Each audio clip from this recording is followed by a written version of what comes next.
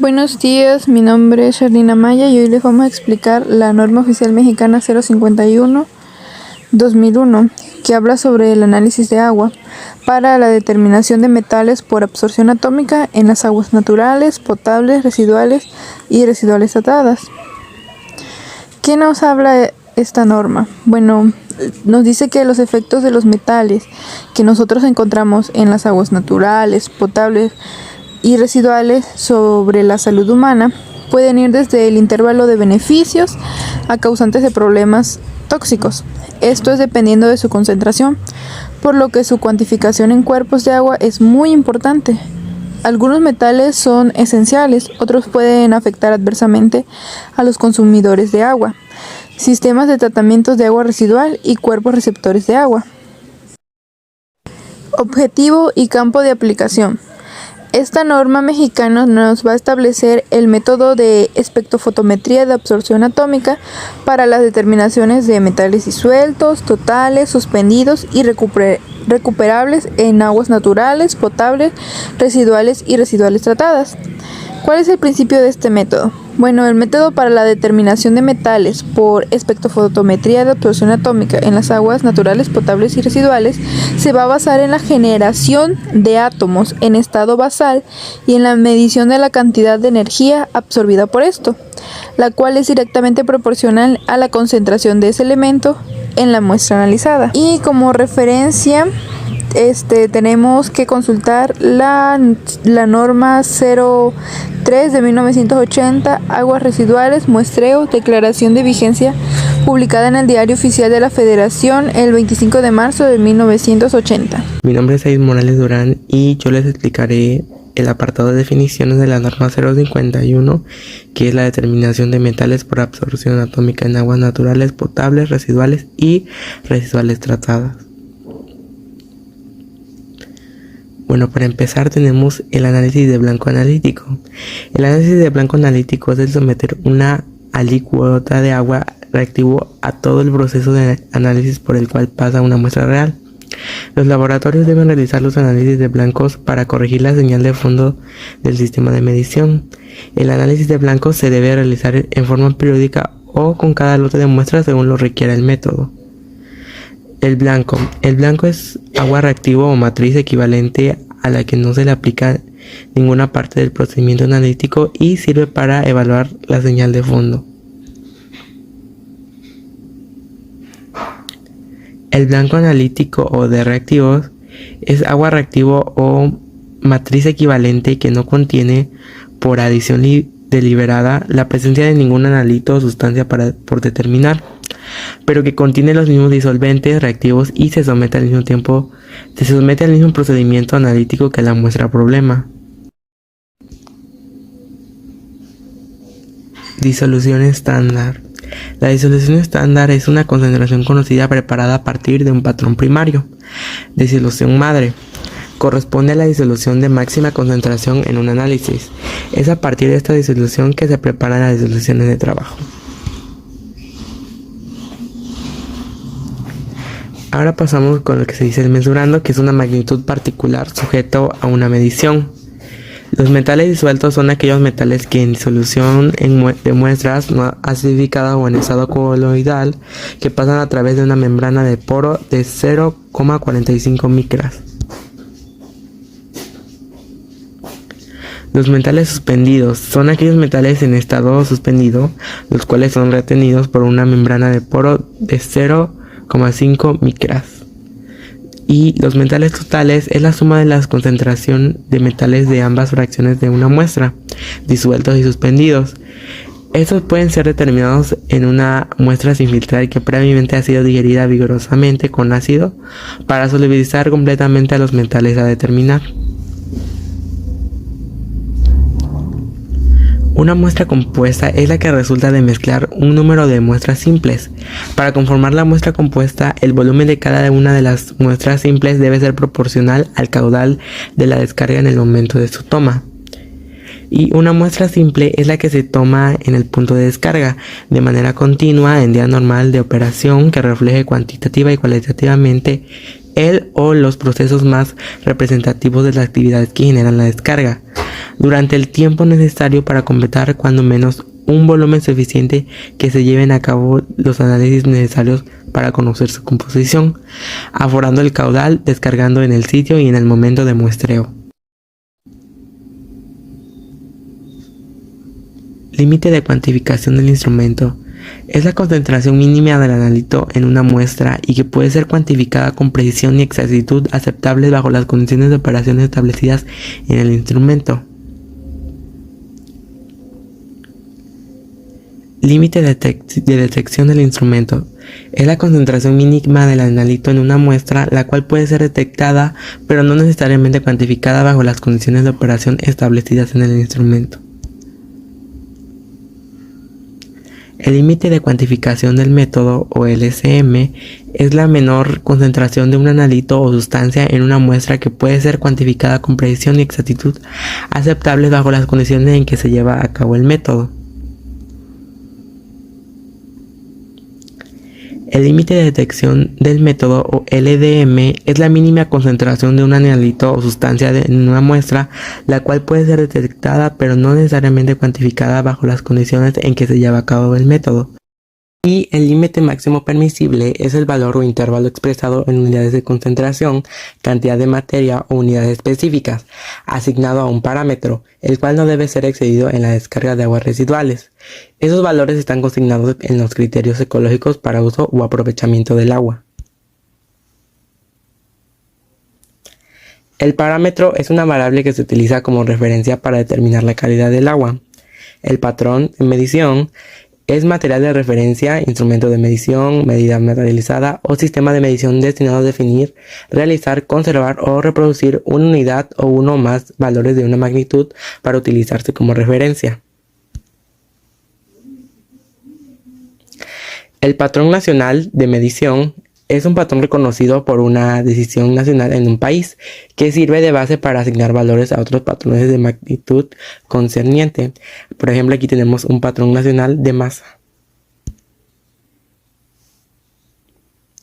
El patrón primario es el patrón que es designado o reconocido ampliamente como un patrón que tiene las más altas cualidades metrológicas y cuyo valor es aceptado sin referencia a otros patrones de la misma magnitud. Por su parte, el patrón secundario es un patrón cuyo valor es establecido por comparación con un patrón primario de la misma magnitud. El patrón de referencia en general de la más alta calidad metrológica disponible en un lugar dado o en una organización determinada, del cual se derivan las mediciones realizadas en dicho lugar. Y el patrón de trabajo es un patrón que es usado rutinariamente para calibrar o controlar las medidas materializadas, instrumentos de medición o los materiales de referencia. La precisión es el grado de concordancia entre resultados analíticos individuales cuando el procedimiento analítico se aplica repetidamente a diferentes alícuotas o proporciones de una muestra homogénea. Usualmente se expresa en términos del intervalo de confianza o incertidumbre. Aquí tenemos la ecuación expresada donde X es el resultado que incluye el intervalo de confianza. La X con la línea superior es la medida calculada a partir de un mínimo de 3 mediciones independientes, o sea, es el promedio. La T es el valor de la T de student para un nivel de significancia del 95%. La S es la desviación estándar de la muestra y la N es el número de réplicas. Equipo y materiales. Como primer equipo tenemos a la balanza analítica, que debe tener una precisión de 0.1 miligramos. También tenemos al espectrofotómetro de absorción atómica, al generador de hidruros, lámparas de aluminio, timonio, arsénico, bario, etc. El horno de microondas y autoclave y placa de calentamiento. Necesitamos también un vapor frío, un horno de grafito, quemadores y celda de cuarzo cilíndrica. Para los materiales, primero, para su lavado tenemos que remojar durante 1 hora en una disolución de ácido nítrico al 10% y luego enjuagar con agua. Los contenedores de las muestras deben lavarse con disolución de detergente no iónico, libre de metales, enjuagarse con agua, remojarse en ácido toda la noche y volver a enjuagarse con agua libre de metales. Y por último, dejarlo secar, con un cuidado muy especial para el análisis de trazas. En los casos de que se presenten adherencias en el material, lo debemos de remojar de 12 horas a 24 horas con ácido nítrico, ácido clorhídrico o con agua regia a 70 grados centígrados. Después debe ser enjuagado con agua libre de metales. En los casos de que el material presente grasa, se tienen que enjuagar con acetona y hexano. También vamos a necesitar papel filtro número 40 o algún equivalente a este, las pipetas volumétricas del tipo A o micropipetas calibradas, las cajas de Petri, los tubos de grafito y accesorios, las membranas de filtración de 0,45 micras y material de consumo que necesite el espectrofotómetro en flama y horno y generador de hidruros o vapor frío. Para los reactivos y patrones. Agua. Debe entenderse por agua que cumpla las siguientes características. Y aquí nos viene un cuadro con la resistividad que debe tener, su conductividad, y nos vienen dos tipos de agua, agua tipo 1 y agua tipo 2. Y nos dice que para esto debemos consultar el apéndice normativo B. Bueno, también vamos a necesitar ácido clorhídrico concentrado, ácido nítrico concentrado, ácido sulfúrico concentrado y disolución de borohidruro de sodio en hidróxido de sodio. La concentración especificada por el fabricante del equipo. Esta disolución debe prepararse justo antes de realizar el análisis. Vamos a necesitar aire comprimido libre de agua y aceite, acetileno grado absorción atómica, argón grado alta pureza o absorción atómica, nitrógeno grado alta pureza o absorción atómica, óxido nitroso grado alta pureza o absorción atómica. La disolución patrón, que tiene que venir certificada y o preparada en el laboratorio, 1 gramo sobre litro o 1 gramo sobre kilogramo. Para esto debemos consultar el apéndice normativo C. La disolución patrón intermedia. Preparar las disoluciones patrón de acuerdo al método, tomando una alícuota adecuada de la disolución patrón certificada. Disolución patrón. Demostrar el intervalo lineal con un mínimo de 4 disoluciones y un blanco que estén dentro del intervalo de trabajo. Y por último, la disolución patrón para la matriz adicionada. La concentración depende del metal a analizar y de la técnica utilizada. Se debe preparar a partir de la disolución patrón intermedia. Hola, buenos días. Mi nombre es Vanessa Yamilet Ortiz Nolasco y yo explicaré el punto 7 de la NOM 093, que es la recolección, preservación y almacenamiento de muestras. 7.1. Recolección. Debe de tomarse un mínimo de 500 mililitros de la muestra para metales genéricos en su mayoría, en un envase de polietileno o polipropileno. Para la determinación de mercurio, arsénico o selenio se necesitan 250 mililitros en envases separados llenados hasta el tope. 7.2. Tratamiento en campo y o laboratorio. Para la determinación de metales disueltos y o suspendidos, tanto la muestra como los blancos deben filtrarse a través de la membrana de poro de 0,45 micras, previamente lavada con una disolución de ácido nítrico 1% y enjuagado en agua tipo 1 antes de utilizarse. 7.3. Preservación de la muestra. Las muestras y los blancos de campo deben preservarse añadiendo ácido nítrico concentrado hasta obtener un pH 2. Todas las muestras deben refrigerarse a 4 grados Celsius hasta su análisis.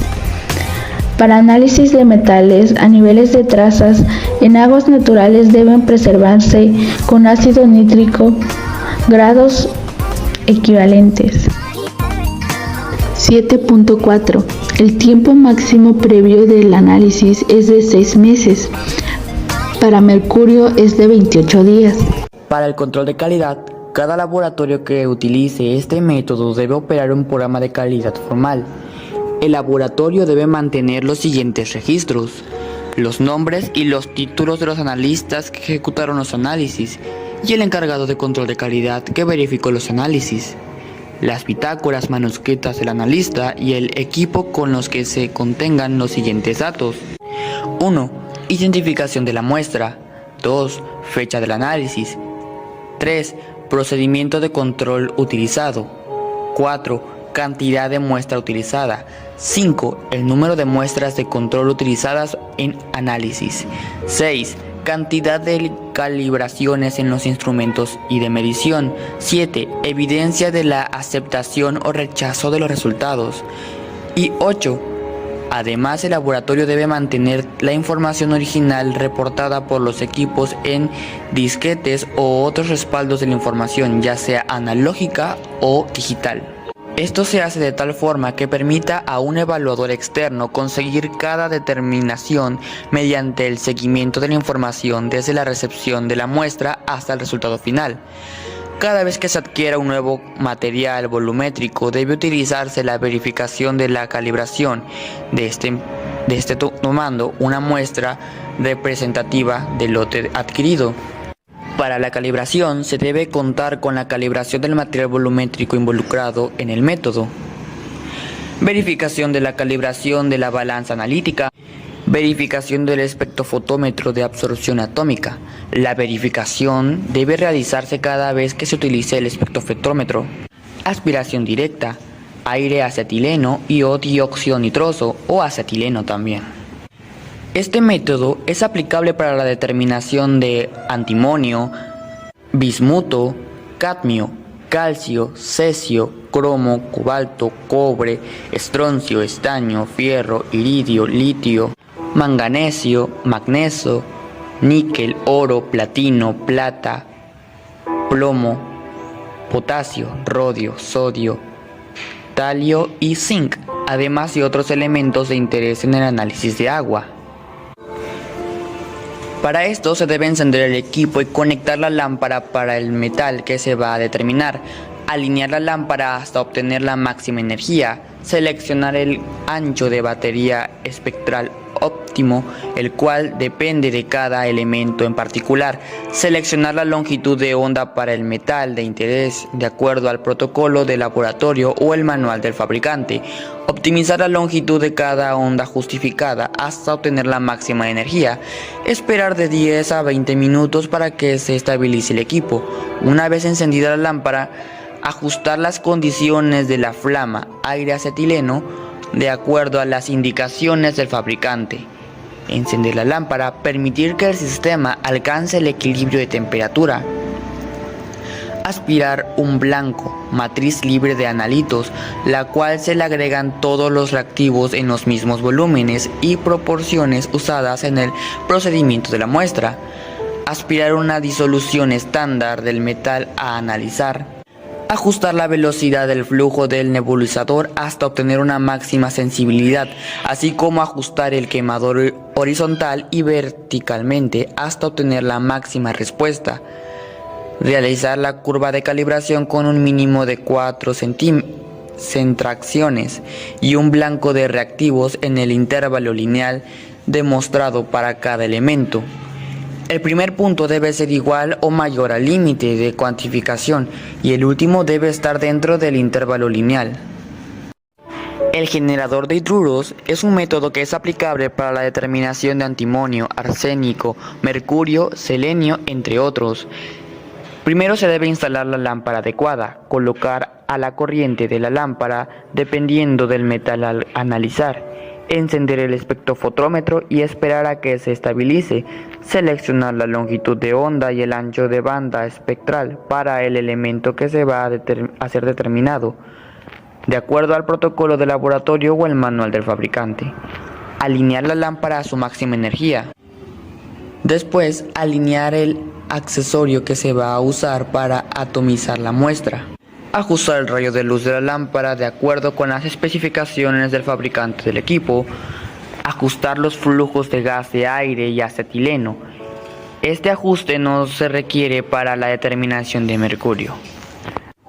Alinear la celda de cuarzo en el rayo de luz y esperar de 20 a 30 minutos para su estabilización en la flama antes de iniciar el análisis. En este periodo, preparar las disoluciones estándar y los reactivos. Colocar en el recipiente del reductor una disolución de borohidruro de sodio en hidróxido de sodio y conectar el recipiente al sistema según las especificaciones del fabricante del equipo.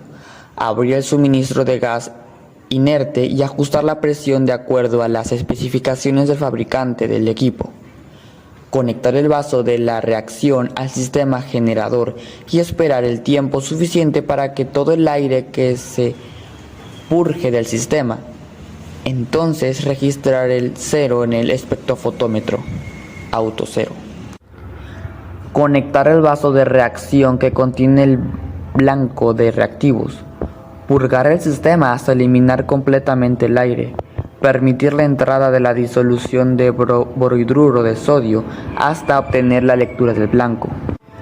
Limpiar el sistema haciendo pasar agua o ácido clorhídrico diluido. Realizar la curva de calibración con un mínimo de 4 concentraciones y un blanco de reactivos en el intervalo lineal demostrado para cada elemento. El primer punto deberá ser igual o mayor al límite de cuantificación y el último deberá estar dentro del intervalo lineal.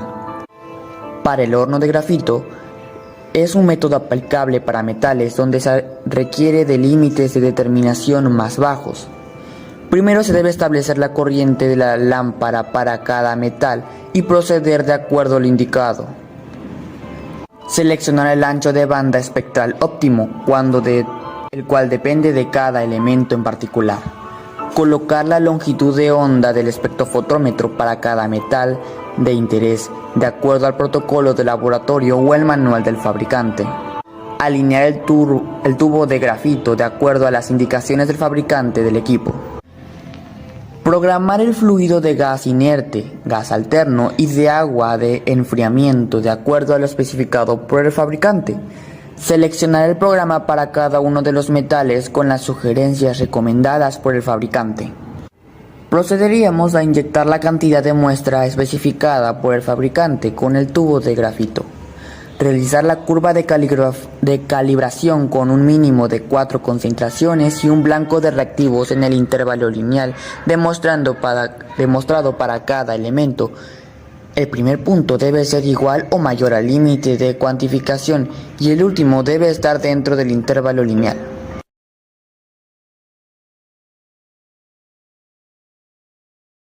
Procedimiento que después de realizar las 3 lecturas independientes mínimas para cada muestra, blanco o patrón, las muestras de aguas residuales requieren en general un tratamiento previo antes del análisis.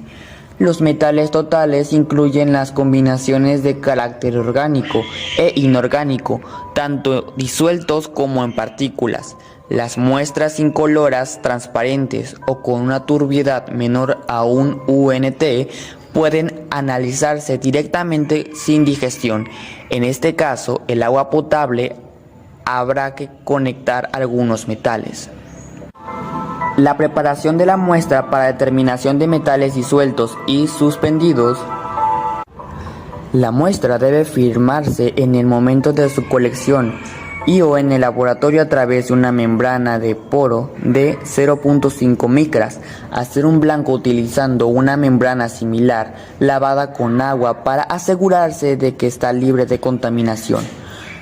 Preacondicionar la membrana enjuagándola con un ácido nítrico a un 0.1% de concentración y dándole un enjuague con agua tipo 1 antes de utilizarla. Para la muestra de metales suspendidos, registrar el volumen de la muestra filtrada e incluir una membrana de determinación del blanco. Antes de filtrar, centrifugar las muestras con un alto contenido de turbidez en tubos de plástico de alta densidad o TFE, lavados con ácido. Agitar y filtrar a una presión de 70 kilopascales a 130 kilopascales. Después de la filtración, acidificar el filtrado con un pH de 2, con ácido nítrico concentrado y analizar directamente. La membrana para el análisis de metales suspendidos debe guardarse en una caja de Petri lavada, enjuagada con disolución ácida y seca, si la filtración se realiza en campo. Si durante el traslado de la muestra o durante el almacenado se forma un precipitado, este debe redisolverse. Para la digestión de la muestra en parrilla de calentamiento, y en vaso de precipitado abierto, transferir la membrana a un vaso de precipitado de 150 mililitros y añadir 4 mililitros de ácido nítrico concentrado. Incluir un filtro para la determinación del blanco. Cubrir con vidrio de reloj y calentar. El ácido caliente disuelve la membrana rápidamente. Incrementar la temperatura para la digestión del material. Calentar casi a sequedad evitando que se hierva la muestra. Enfriar y lavar el vidrio de reloj con agua y añadir otros 3 mililitros de ácido nítrico concentrado. Cubrir y continuar el calentamiento hasta digestión completa. Generalmente es cuando se adquiere una apariencia cristalina y no cambia la adición del ácido. Evaporar casi a sequedad nuevamente, aproximadamente 2 mililitros. Enfriar y lavar el vidrio de reloj con agua. Añadir 10 mililitros de ácido clorhídrico y 15 mililitros de agua por cada 100 mililitros de disolución. Y calentar por otros 15 mililitros para disolver precipitados que se hayan formado. Enfriar, lavar las paredes del vaso y vidrio del reloj con agua y filtrar para remover el material insoluble que se pueda tapar en el nebulizador. Ajustar el volumen basado en la concentración esperada de los analitos. La muestra está lista para su análisis. Para la preparación de la muestra para la determinación de metales totales por digestión en parrilla de calentamiento y en vaso abierto en aguas naturales, potables y residuales. Primero se debe homogeneizar perfectamente la muestra, verificando que no existan sólidos adheridos en el fondo del contenedor. Inmediatamente después tomar una alícuota de 50 mililitros a 100 mililitros, dependiendo de la naturaleza de la muestra, y transferir a un vaso de precipitado para la digestión. Seguido de esto, añadir 3 mililitros de ácido nítrico concentrado y calentar en una placa evaporada, cuidando que no hierva, hasta aproximadamente 2 mililitros a 10 mililitros.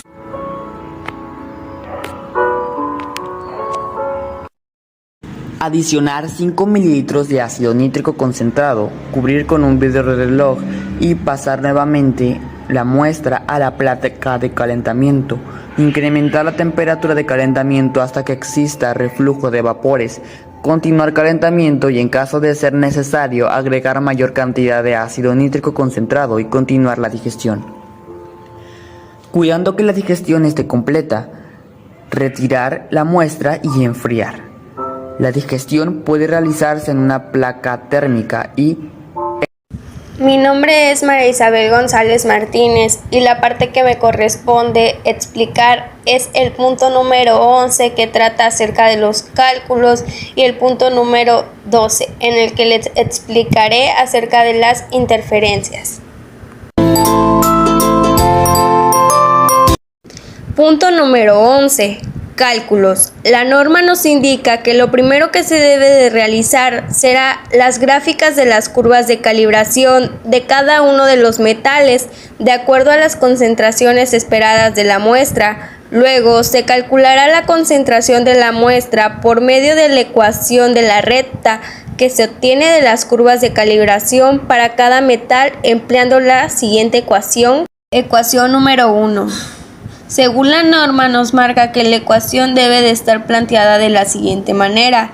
Y es igual a mx más b, donde y es la absorbancia de la muestra ya procesada, m es la pendiente coeficiente de absortividad y b es la ordenada al origen. Aquí nos dice que despejar x, que debe ser la concentración de la muestra procesada, y se debe de tomar en cuenta los factores de dilución que se realicen en cada uno de los metales según la técnica utilizada, y se debe obtener la concentración del metal en la muestra. Ya una vez vista la ecuación, pasaremos con lo siguiente. 11.3. Este punto nos marca que si se trabaja con el método de adición de estándares, se debe de obtener una gráfica, el coeficiente de correlación y además el valor de la muestra sin añadir. 11.4. Reporte de resultados. Aquí nos marca que no se deben de reportar concentraciones de elementos por debajo del límite de detección y también nos dice que se debe de reportar los resultados del análisis en miligramos por litro.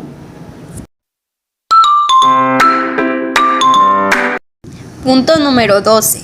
Interferencias. Las que a continuación se informan son de las interferencias más comunes. 12.1. Aspiración directa. Interferencias químicas.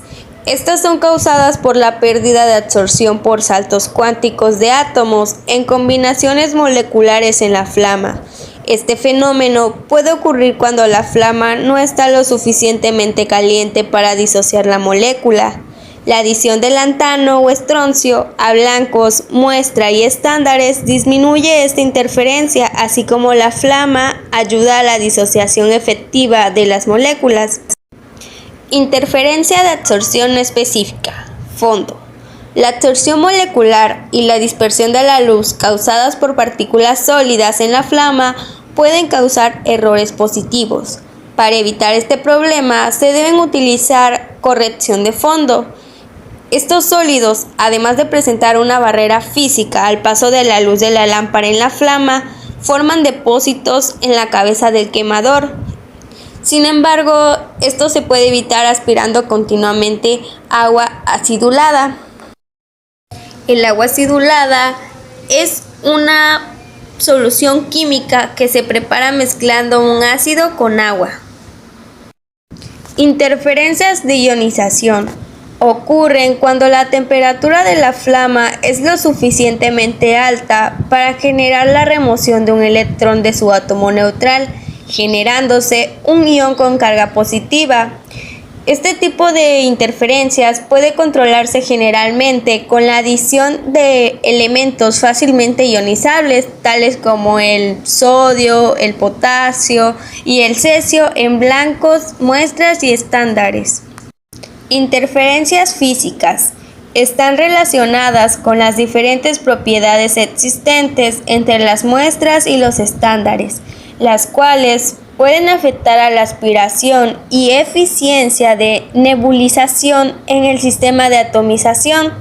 Si las soluciones presentan diferencias de viscosidad y o tensión superficial, la eficiencia de nebulización no será igual y los resultados analíticos se ven afectados. La presencia de otros compuestos, además del elemento de interés, puede afectar a los resultados analíticos. Estas interferencias pueden ser corregidas utilizando el método de adición interna, adición de estándares. Para las interferencias específicas de cada elemento en el análisis de metales por flama, se recomienda ver manual del fabricante.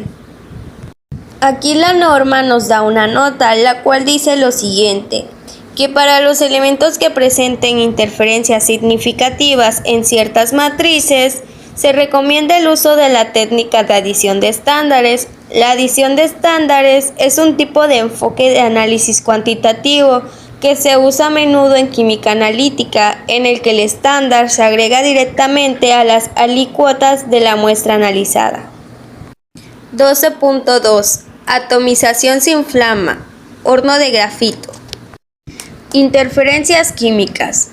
Este tipo de interferencias en horno de grafito por lo general se elimina con el adecuado desarrollo del programa de atomización, utilizando plataformas o adicionando modificadores de matriz tal como paladio y níquel, etc.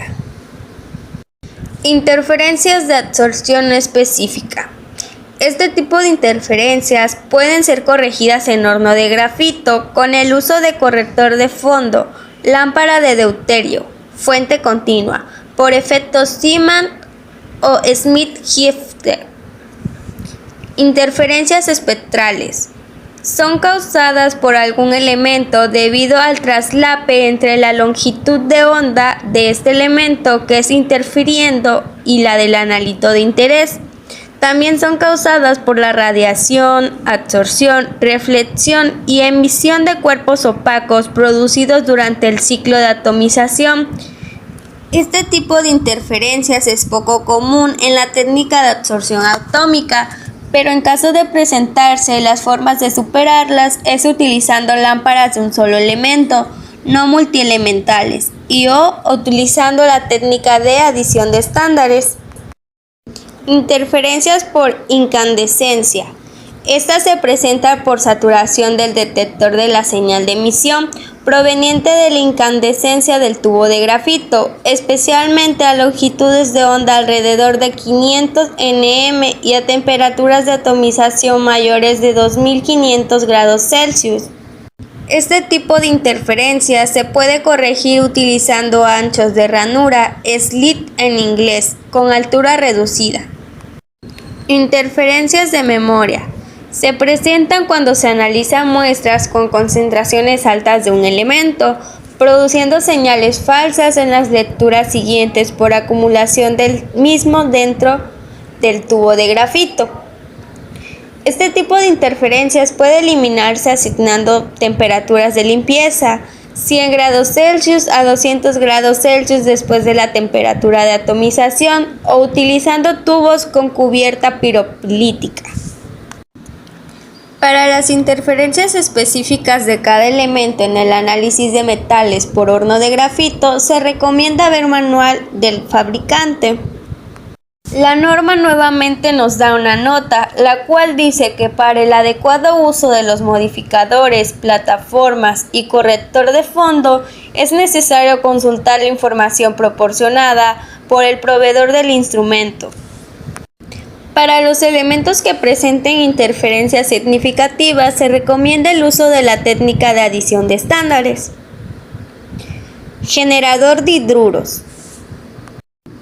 Las interferencias en generador de hidruros se presentan por presencia de otros elementos o moléculas presentes en la muestra. Los efectos se ven reflejados en una disminución de la cantidad de hidruro formado y por lo tanto en una disminución de la señal analítica. La forma de eliminar este tipo de interferencias es modificando la concentración del ácido y o del borhidruro de sodio. Para las interferencias específicas de cada elemento en el análisis de metales por generador de hidruros se recomienda ver manual del fabricante. Bueno, esto sería todo de mi parte, muchas gracias. Bueno, ahora yo hablaré acerca del tema 13, que es de seguridad. Para el muestreo se necesita tener los cuidados que se establecen en la norma mexicana NMX AA003. Cuando no se determina la carcinogenicidad de todos los reactivos con precisión, cada sustancia química debe tratarse como potencialmente peligrosa para la salud. La exposición ante estas sustancias debe reducirse el menor nivel posible. En los métodos que no se mencionan, todas las normas de seguridad asociadas con su uso, el laboratorio es responsable de mantener un ambiente de trabajo seguro y un archivo de las normas de seguridad respecto a la exposición y manejo seguro de las sustancias químicas especificadas en este método. Debe tenerse un archivo de referencia en las hojas de información de seguridad, el cual debe estar disponible a todo el personal involucrado en estos asuntos. Se requiere del uso de una campana de extracción, ropa de protección, lentes de seguridad y mascarilla cuando se preparan las soluciones donde las reacciones entre el disolvente y el soluto son exotérmicas, esto es el óxido de lantano de solución ácida. Se requiere igual de precauciones cuando se diluyen ácidos fuertes. Debe evitarse el contacto con la piel y vía respiratoria. Se requiere de un sistema de ventilación permanente para eliminar una gran cantidad de gases y algunas veces tóxicos producidos por la quemadura durante la operación del instrumento. Los gases oxidantes deben separarse de los gases reductores mediante una pared que sea a prueba de fuego. Se deben de seguir cuidadosamente las guías de operación del fabricante del equipo para así optimizar la velocidad del flujo de gas. Si no se emplean las precauciones adecuadas, puede resultar una combustión peligrosa dentro de la cámara de mezcla de los gases. Siempre hay que revisar que el tubo de desagüe de la cámara de mezcla de gas esté lleno con agua. Antes de comenzar cualquier análisis se recomienda el uso de una trampa de seguridad. de cualquier válvula siga las instrucciones del fabricante para mantener una presión positiva en el sello del líquido. Ahora hablaré del manejo de residuos, que es el tema 14. Es la responsabilidad del laboratorio cumplir con todos los reglamentos federales, estatales y locales referentes al manejo de residuos, particularmente las reglas de identificación, almacenamiento y disposición de residuos. Cada uno de los laboratorios debe contemplar dentro de su programa de control de calidad el destino final de los residuos generados durante la determinación. El laboratorio debe contar con áreas especiales que tengan señalamientos adecuados para almacenar temporalmente las soluciones contaminadas por metales pesados. Los desechos ácidos deben neutralizarse para poder transportarlos a su disposición final. Todas las muestras que cumplan con la norma de descarga al alcantarillado pueden descargarse en el mismo.